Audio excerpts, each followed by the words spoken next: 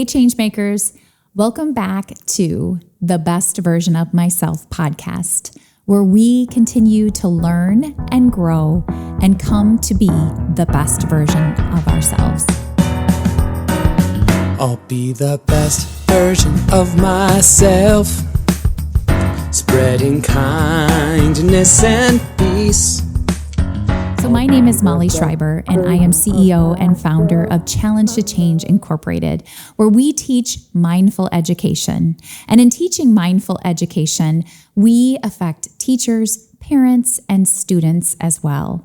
And in this podcast, I have had many people ask me, how can I set myself up for success of using mindfulness in my home? So today, we are going to talk about how we can have a dedicated area in our homes where both our kids and ourselves as parents can retreat to and practice yoga and mindfulness.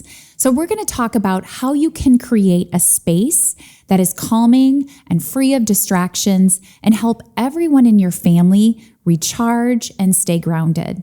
So we're going to talk about tips for setting up this space, what elements might be included in this space, and how to make it both inviting for your children and for yourself as the adult.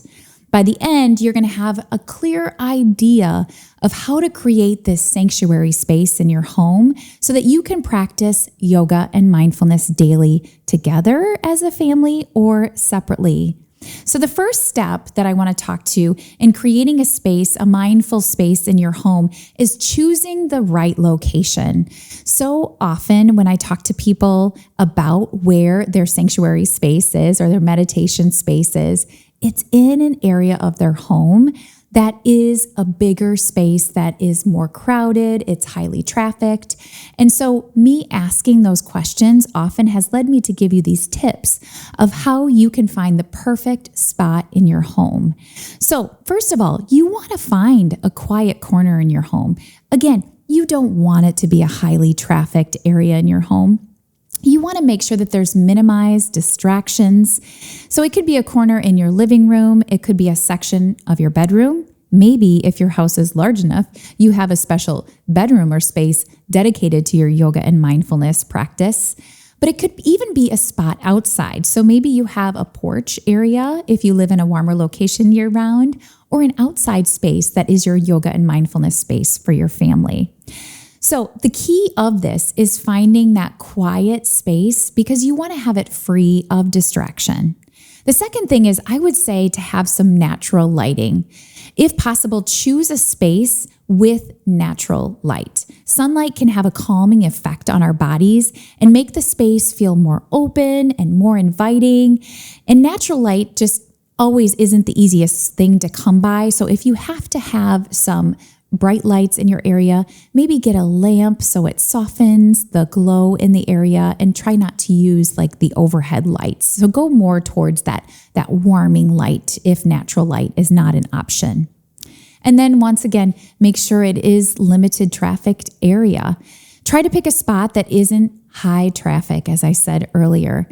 This helps to keep yourself peaceful and calm and centered, and that your mind isn't always thinking about what you might need to do next or what that sound was that's coming down the hallway. If it's the pitter-patter of little feet that are coming near you, make sure that you have that separated space. And if you don't have the ability to have separated space in a room in your house, maybe use some temporary boundaries like a screen or curtains to make the environment a little bit more intimate for yourself. So setting yourself up for success and finding that space that's separate in your home or even outside of your home with that natural light and making sure that it's not too highly trafficked. So now that we have this perfect spot in your home, let's talk about how to set it up.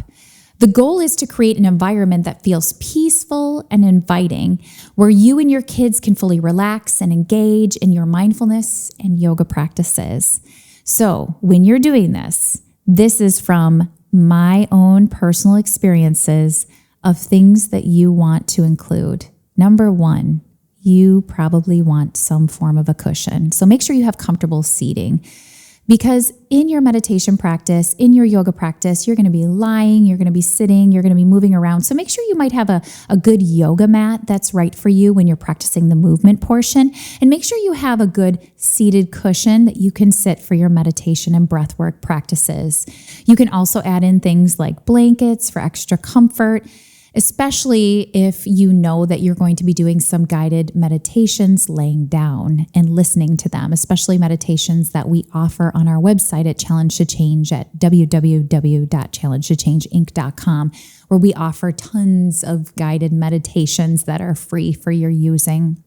So make sure you have that comfortable space to sit, lie, and move in. So whether that be with a yoga mat, meditation cushion, adding blankets, and make it fun for you and your kiddos as well. Then you also want to make sure that you have soothing colors. The colors that you choose for your mindful space can influence how you feel. Colors really do that. They can influence so much. I mean, even think about like when you think of the color red, what do you think of? Blue, what do you think of? I mean, there are so many thoughts and feelings associated with colors. So be mindful as you're choosing the color scheme for your area. You want to go with soft, neutral tones like the blues, the greens, the earth tones. They tend to be more calming, and you definitely want your space to be a calming space. Try to stay away from the loud neon colors or too much busyness in that color scheme around you. Remember that you can also add in some pieces to add some more neutral tones or to add a little color flare. If you're like an all beige wall, you could add in like a blue rug or pick out a colorful meditation cushion to sit on or a fun yoga mat to practice on. When you have your meditation space, you also want to make sure that you have minimal decor. And I'm saying this from practice, because when I set up my meditation space, I tended to put every book, every card deck, every poem, every little knick-knack that someone gave me out. And I found that it became too distracting, and that my thoughts were carried on in other ways based on everything that was out in front of me. So you want to make sure to keep your space simple and uncluttered. A few meaningful items can be out, like a favorite piece of art, or maybe you want to have a plant there, or maybe like a little small statue, or a book that you're reading from that, helps with your breath practices or your meditation practices. But the idea is to create a clean, peaceful environment that allows you to focus inward, not outward. And I'm telling you that because that is a practice that I needed to hone. My meditation space became very cluttered, and I found it to be very distracting, and I didn't want to sit at it, and I didn't want to get on my meditation cushion. So clearing it up and uncluttering it became a very powerful practice for me so that I could turn inward more effectively, thus having a better meditation practice. You also can add in some aromatherapy. Sometimes scents are really nice and can play a powerful role in creating a calming atmosphere. So you could consider adding like a diffuser with calming oils in it, like lavender, chamomile, or eucalyptus. Those are more calming, not to have too many strong scents that may take, again, your mind away from turning inward. Just be sure that those scents really resonate with you and they resonate with your family, and that no one is allergic or really sensitive to it. If you like incense, that's also a nice piece to add to your meditation space, is lighting a stick of incense at the beginning and noticing those scents of aromatherapy. So it can just add to the calming effect in your area. Another thing that you can do when you're setting up your space is get creative with mindfulness tools. So having a few tools on hand in front of you is helpful, but again, don't clutter your space like yours truly did when she first set up her own meditation space. So some of those mindfulness tools that you might like to have is a book of quotes that you're reading from, or if you have a gratitude journal that you're writing in every day, or maybe a singing bowl that you could ring at the end or the beginning of your meditation practice and practice breath work with, could be really effective. If you're doing these, make sure they're friendly for you and they're friendly for your kiddos, and teach your kiddos how to use them safely and in a mindful way in your meditation space so that they want to keep coming back and they want to keep practicing in that safe space that you've set up in your home. These tools can definitely enhance your practice and make it more engaging. So I highly encourage you to do so. If you need any tips on things that you could add to your meditation space, check out our website because we do have lots of tools like affirmation cards that you can add. So again, checking that out on our website at www.challengetochangeinc.com and going to our store. So I hope that these tools and tips help you set up that really successful meditation area in your home so you can practice yoga and mindfulness on a daily basis, whether it's by yourself or with your children. So creating the space is something that you do want to be mindful about making in your home, but you also want to make sure that it's accessible to all ages. So invite your kiddos along on the ride to create that space with you. Involve them, make this a time that you practice with them through teaching. Let your children have a say on how the space is set up. Again, not having the clutter there, but making sure that they have a say so that they feel ownership and they want to practice there, not only with you, but by themselves, so that they have time in their day where they're like, you know what? I need to go to the meditation corner and I need to move my body in yoga asanas, or maybe they just need to sit down and practice some breath work. But if you give them ownership in setting up, they're going to know that they can do that on their own as well. And then if you want to start to practice as a family, set up a designated family practice time. Maybe set aside once a week or twice a week or even every day that you sit and breathe together or meditate or move your body through a family yoga session. So set yourself up for success by doing that, whether it's writing it on the calendar or everyone just knows right before dinner, this is what we do. Or in the morning, I know my mom is always having her cup of coffee in the meditation space and I want to join her. So letting people know when you practice and why you're practicing and invite them in to join you as well. Remember, when you are making this a family practice or a kid accessible place, to make sure that it's exactly that, easily accessible to you and to your kiddos as well. Make sure to keep those mindfulness tools within reach for them so that they use them and they know how to use them. This encourages spontaneous use throughout the day, whether it's a quick stretch, movement of the body for the kiddos, a movement of quiet, or maybe that full movement session, that full yoga session that they know they need.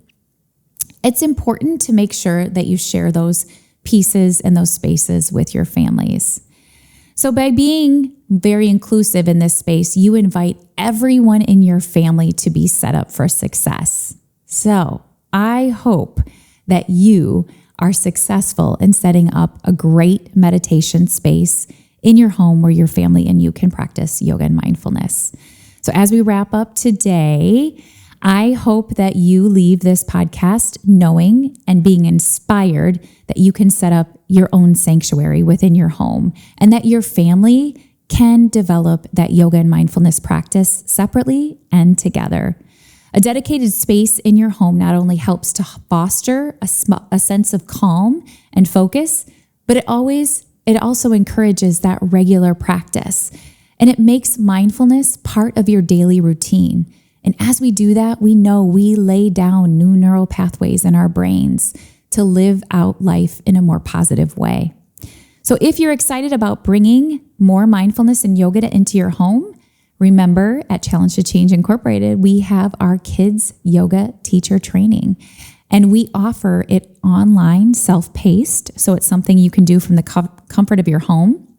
And you can learn more about how to implement these practices into the home with your family, and most importantly, into your personal life. So many people who have taken our yoga teacher trainings have said, I didn't realize how much I would learn about myself and do for myself and how peaceful these practices would make my life. So even if you think you're entering in for the reason of bringing yoga and mindfulness specifically for kids or for your family, you're also going to benefit in a great way. You can learn more about these practices on our website. So once again, go to our website to the trainings portion and learn more. Thank you for joining me today on the best version of myself. And I'm hopeful that you will be successful in setting up a meditation space within your home. Namaste, Changemakers. I'll be the best version of myself, spreading kindness and peace. I'll be the best version of myself.